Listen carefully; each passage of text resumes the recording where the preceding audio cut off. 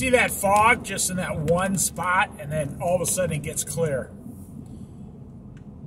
That's the Oregon coast. Someone living in a van right there.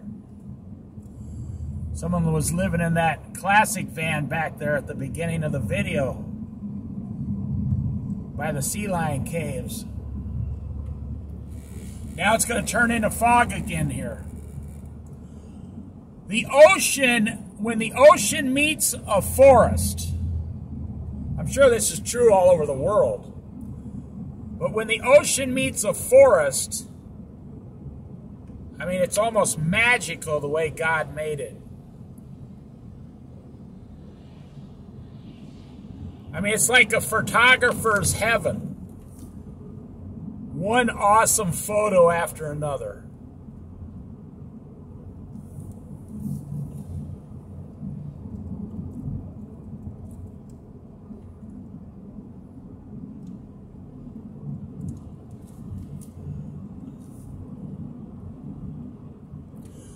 Photography is dead today.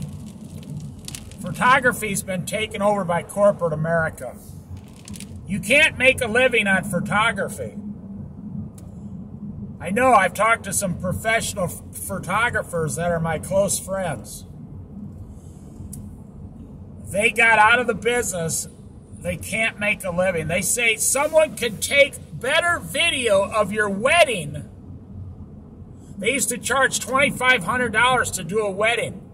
They said someone can take better video or photos on their cell phone of someone's wedding than he can take on his camera now.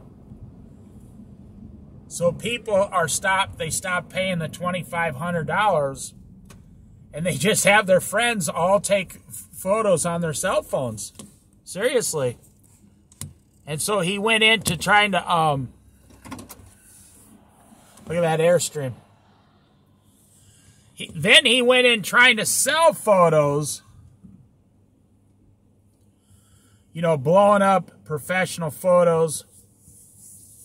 He used to sell about 100 a year. In the last 3 years, he couldn't sell 10 in 3 years combined. And he's a professional, and he was in several shops. And he was paying rent to put his pictures in there. And he told me about 2 weeks ago, him and his wife, photography is dead. The best you can do is take a photo you really like and hang it up in your house. They got rid of several $1,000s in professional photos and gave them to a charity because they couldn't sell them. And that's how much technology has changed.